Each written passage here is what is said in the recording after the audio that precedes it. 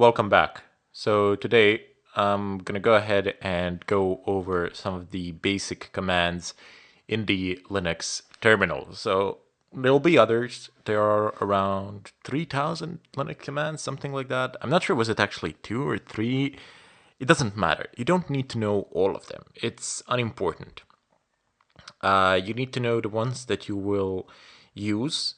First of all, you need to know the basic ones, and then you move on from the basic ones to the ones that are fit for your purpose. And then over time, you basically learn more and more and more and more. And I don't think that there are that many people who know all of them. But it doesn't matter because a lot of them you will never need or use, as they are commands built for specific purposes. Anyway, so the very first command that we will need to learn is the cd command. So these are the set of commands which will help you with the navigation. So you have the cd command, which stands for change directory. Now, pretty much almost all the commands have manual pages. So you type in man cd, and this gives you a ton load of information in regard to the cd command and all of the arguments that can be passed to it. It gives you the syntax, what it is, how it is used, etc. You press Q to actually quit it. Why is the screen going dark? Okay.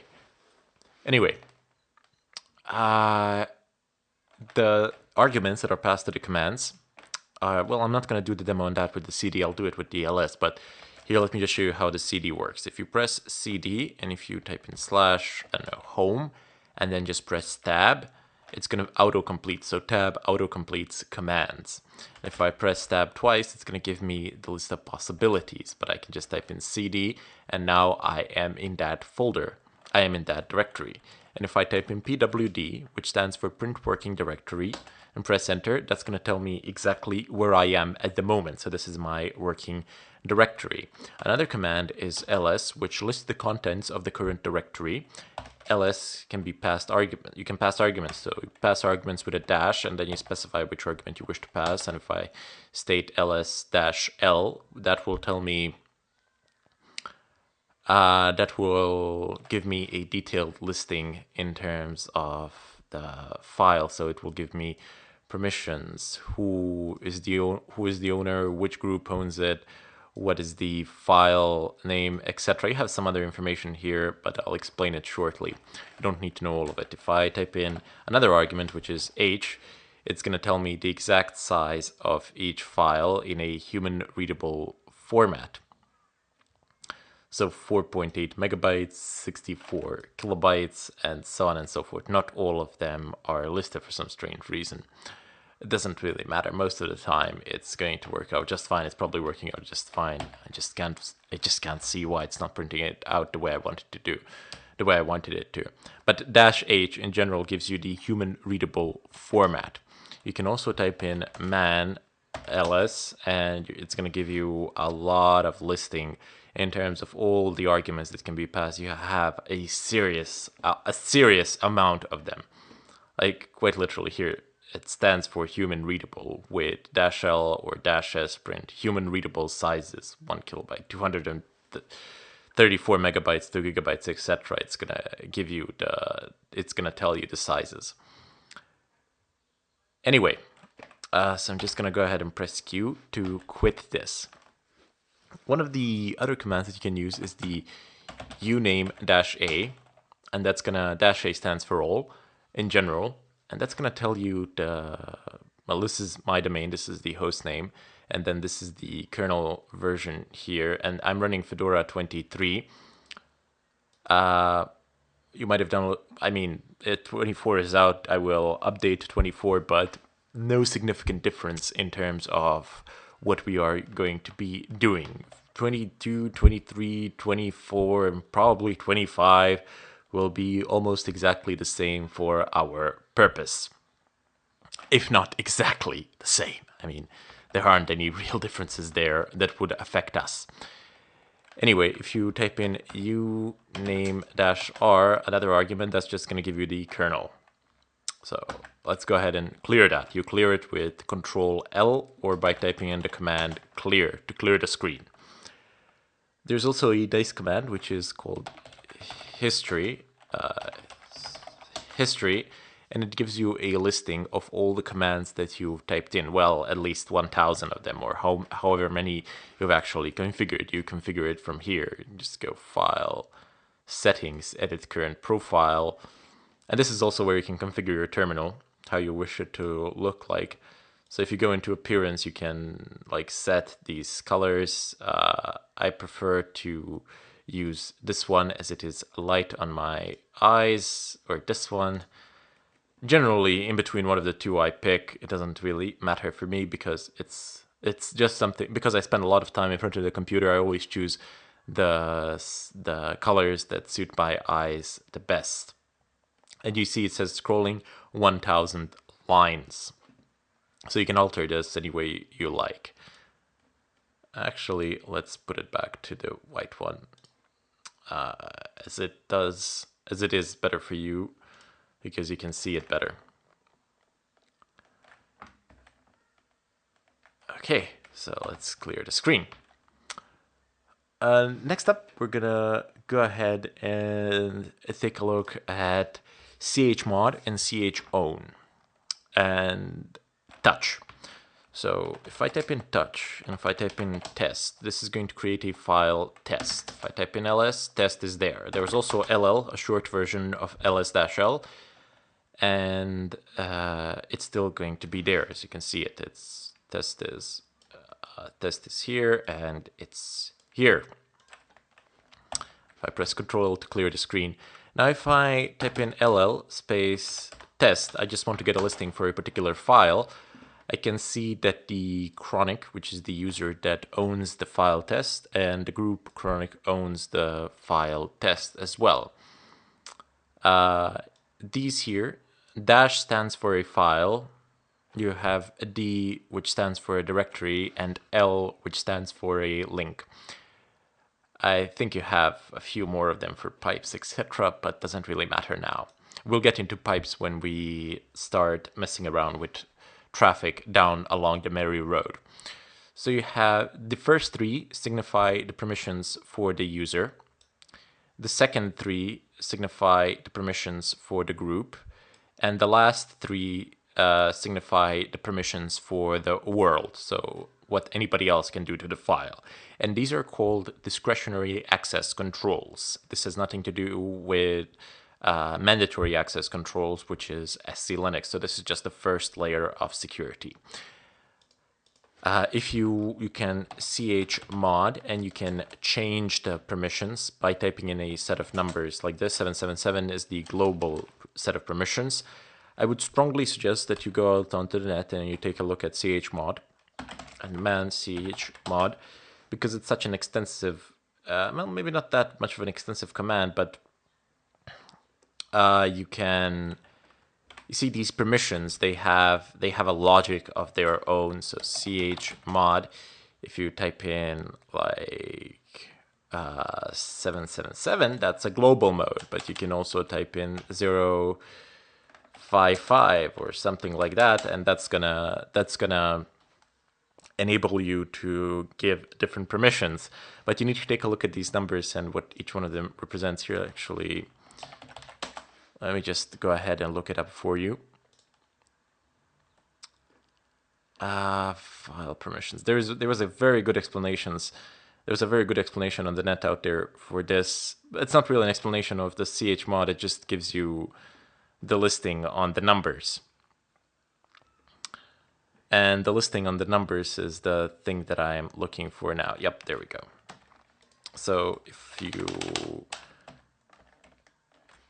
4 stands for readable, 2 stands for writable, and 1 stands for executable.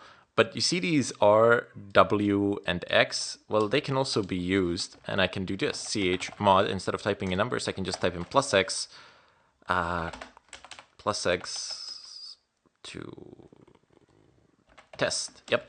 And if I press enter and if I do ll test again, you will see that the user has gained execute permissions, and that the group has gained execute permissions, and that the world has gained execute permissions, which is like really bad, which is not something that we generally want. But there's also something, let me just open up a text editor here for you. And by the way, VMI is the text editor. You won't have it by default. Type in DNF. And actually, no, I'll talk about the DNF later. You can just type in VI. That's the one that you will have. And with VI, type in tests, I don't know, 0, 1. And let me just go ahead and copy paste these. I don't actually need to do this. This is just from my notes. +2 + 1.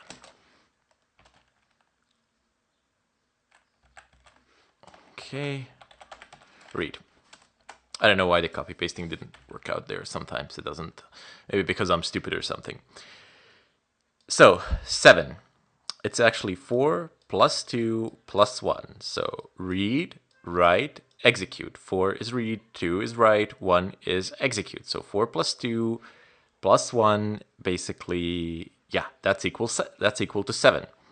So the next one is basically 6, which is 4 + 2, that's read and write. Here, let me just open up another term, a new window, and let me demonstrate that a little bit further. I know it can look a little bit scary, but believe me, you'll figure it out with great ease.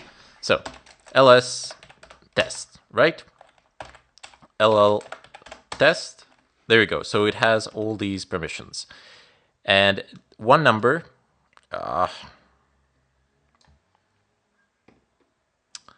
so like, yeah, there we go.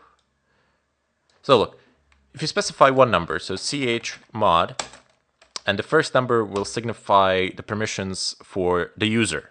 So if I don't want to give any permissions to the user, I will type in 0 because that's none of this. If I want to give write and execute permissions to the user, I will type in 3. If I just want the user to have read permissions, I will type in 4. Now the next set of permissions is for the group. What sort of permissions would I like to give to the group? Well, let's say that the group can read from it, so 0, 4. And the last permission to the world shall be 0 as well, so test. So this, let me start, you're gonna have 3 dashes here, and you're gonna have a dash here, and it will be, it will, let me just see it, read, write, execute. Right, you will have 2 dashes here, and this will be readable. So let's see how that actually changes. Let's test, and there you go. So nobody has any permissions other than the group, which actually has only read permissions. I type in cat test permission denied, because this particular user within this group does not have that permission. If I was some other user within the same group, I would be able to mess around with it. If I let's go ahead and do a little bit more. So chmod, if I would like to give permission to that particular user to read it and the group, I would just type in 4 for the user to read and 4 for the group to read, and 0 because I do not wish to allow anything to the world. And I type in test, and I type in ll test. There we go. Now the user and the group can actually just read through it, but they cannot write anything to it, nor can they execute anything, nor can anybody else. And if I type in cat test, I can access it. Cat is another command which actually flushes out the contents of a file. Let me just see if I can find a file. There you go. If I type in cat x.log temp, you see this is going to cat out everything that's in it. It's just going to push the contents of the file onto the screen. So very useful command that we will use extensively. This is how the permissions, the discretionary access controls work. I'm sure you figured it out. If you didn't, take a look at it. I mean, it's not really that complicated. They've actually made it extremely simple. Okay, so now we're gonna go ahead and take a look at some other commands as well. Let me just go ahead and increase the size of this.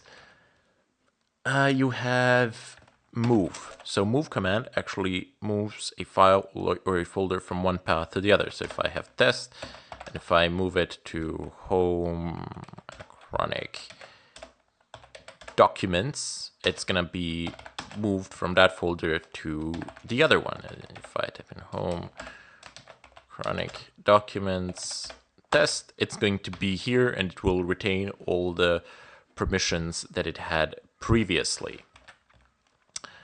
Another command is rm. It's going to remove write protected regular empty file.